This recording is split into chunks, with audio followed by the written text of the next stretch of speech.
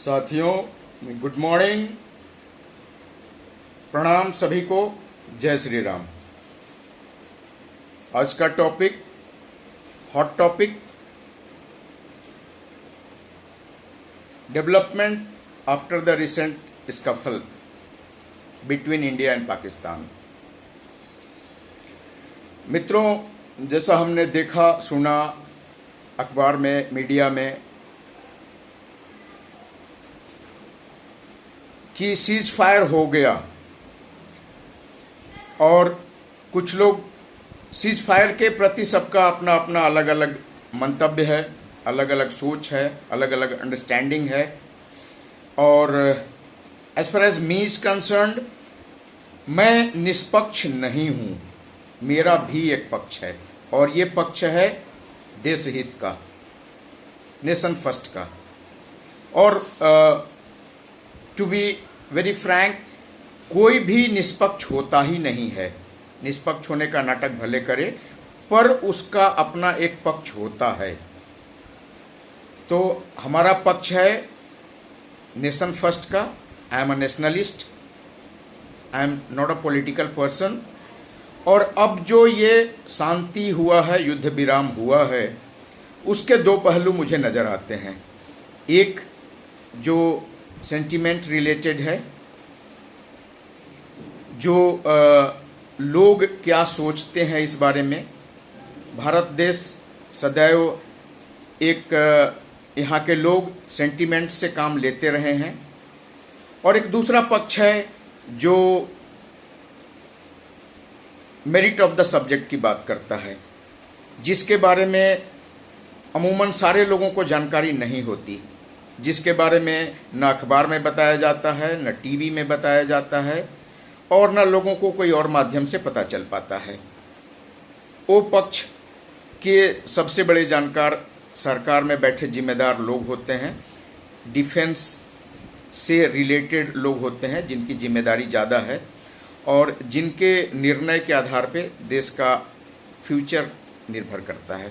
तो मैं पहले बात करूंगा सेंटिमेंट रिलेटेड इशू के ऊपर। और जो एट द मोमेंट सेंटिमेंट है, हम जमीन के आदमी हैं, हम रोड पे चलते हैं, हम लोगों से बात करते हैं जो बहुत एक्सपर्ट नहीं है इस क्षेत्र के, उनको कोई साधक ज्ञान नहीं है डिफेंस के बारे में, युद्ध नीति के बारे में। तो उनका अवधारणा ये है एट द मोमेंट कि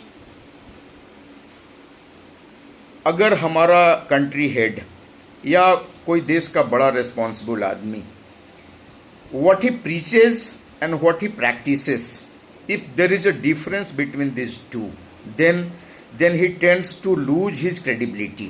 वो चाहे कोई भी हो, जो आप कहते हैं और जो आप करते हैं, अगर उसमें सामंजस्य नहीं है तो आपकी क्रेडिबिलिटी कम होती है, उसमें ह्रास होता है।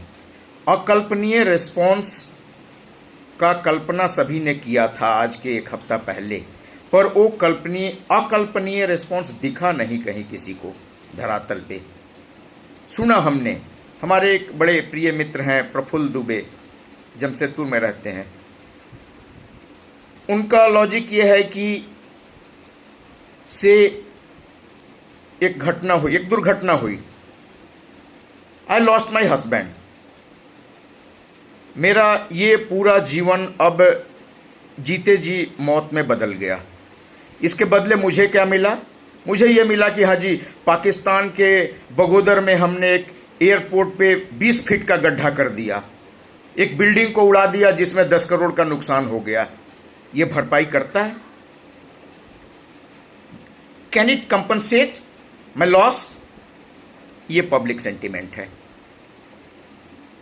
पब्लिक सेंटिमेंट ये है कि आपने जो कहा ऐसा नहीं दिखा मुझे, और लोगों में गुस्सा नहीं बल्कि एक निराशा का भाव है। और जो लोग बैठ के बात करते हैं एसी रूम में दिल्ली में, तरह तरह का लॉजिक देते हैं। First you take a decision and then you try to justify that decision by giving some absurd logics. This is horrible. नहीं पसंद है लोगों को ये जो लॉजिक देते हैं ना आप, ये हो गया, वो हो गया, ऐसा कर लिया हमने, वैसा कर लिया हमने, पाकिस्तान को मार दिया, उनके JF-17 गिरा दिए। No no no no no no no, this is just not acceptable in the public. यही बात आप करके आके देखिए, किसी चौराहे पे खड़ा होकर भाषण दीजिए और कहिए कि ये जो हमारा JF-16 को गिरा देना था वो एक अकल्पनीय रेस्पॉन्स था। पत्थर मारेंगे पब्लिक आपको देन एंड देयर इंस्टेंटली। ये है नीचे का सेंटीमेंट जहां पे हम रहते हैं। अब अगर हम दूसरी तरफ बात करें मेरिट ऑफ द सब्जेक्ट के ऊपर, कि अगर एक सरकार जो जिम्मेदार है ने एक निर्णय लिया तो इस निर्णय के पीछे कुछ ठोस कारण रहे होंगे। And I am pretty sure ये ठोस कारण रहे होंगे। ठोस कारण क्या हो सकते हैं? Inputs based on real ground situation, जो इनपुट इनको मिलते हैं डिफेंस सोर्सेज से, इंटेलिजेंस एजेंसीज से, मित्र देशों से, और उस आधार पे गुण दोष को तय करते हुए सरकार को एक निर्णय लेना होता है। तो और ये बड़ा गोपनीय जानकारी है जो अमूमन आम लोगों को नहीं होता है, हमें भी नहीं है। तो हम जब बात करेंगे तो हमेशा वो सेंटीमेंट बेस्ड बात करेंगे, लेकिन सरकार जब कोई निर्णय लेता है तो ये निर्णय एक शुद्ध प्रोटोकॉल के आधार पे होता है। यहाँ कोई सेंटीमेंट काम नहीं करता।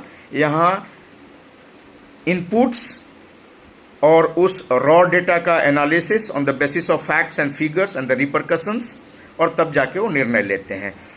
पर बुरा तब लगता है जब ये निर्णय कोई और सुना जाता है। Who the hell is Mr. President of US to tweet about the ceasefire? I don't think कि एक स्वाभिमानी भारतीय इस बात को बर्दाश्त करेगा। लेकिन अगर बावजूद इसके सरकार ने निर्णय लिया होगा तो मुझे लगा रहा है कि इसके पीछे एक प्लानिंग रही होगी। हमें अभी भी भरोसा करना चाहिए अपने सरकार के ऊपर, उनके प्लानिंग के ऊपर। And yes, in the future if इस तरह का हरकत कोई होता है पाकिस्तान से, तो ये प्रोपोर्शनेट रिप्लाई वाला जो फॉर्मूला है ना, ये अब लोगों को एक्सेप्टेबल नहीं है। 100 गुना heavy response then and there होना चाहिए सेम टाइम, तब जाके लोगों का भरोसा सरकार के ऊपर और बढ़ेगा। एंड इन द एंड अगर सरकार ने यह निर्णय लिया है तो इसके कुछ पहलू साफ साफ दिखते हैं, और वो ये कि अगर इंडिया को 5 ट्रिलियन का इकोनॉमी बनना है तो इसका रास्ता युद्ध क्षेत्र से होकर नहीं गुजरता है। ये तो तभी बनेगा जब आप डेवलपमेंटल वर्क करेंगे, और इस वर्क में अब धरती ग्लोबल है, आपके अकेले से नहीं होगा। बहुत सारे लोग हैं जिनको ये लगना चाहिए कि ये देश काम करने के लिए कंड्यूसिव है। इस देश में वो अपना इन्वेस्टमेंट करेंगे, हैवी इन्वेस्टमेंट करेंगे, तब जाके 5 ट्रिलियन इकोनॉमी बनेगा, लोगों का पर कैपिटा बढ़ेगा, और एक्चुअल हैप्पीनेस इंडेक्स आता वहीं से है। तो लेट्स होप। और वैसे मुझे आज ये इस बात के तरफ एक पॉजिटिव संकेत तब मिला जब शेयर मार्केट में जिस किसी का जितना भी फायदा हुआ हो, लेकिन ओवरऑल 5 लाख करोड़ रुपया लोगों ने कमा लिया। हो सकता है 20 करोड़ लोगों ने मिलकर कमाया हो, बट आज का लाभ 5 लाख करोड़ का है। तो ये एक पॉजिटिव है, और अगर युद्ध चलता रहा होता तो शायद ये ना होता। So let's hope for the best, have faith in your country, have faith in your decision makers. धन्यवाद साथियों, थैंक यू।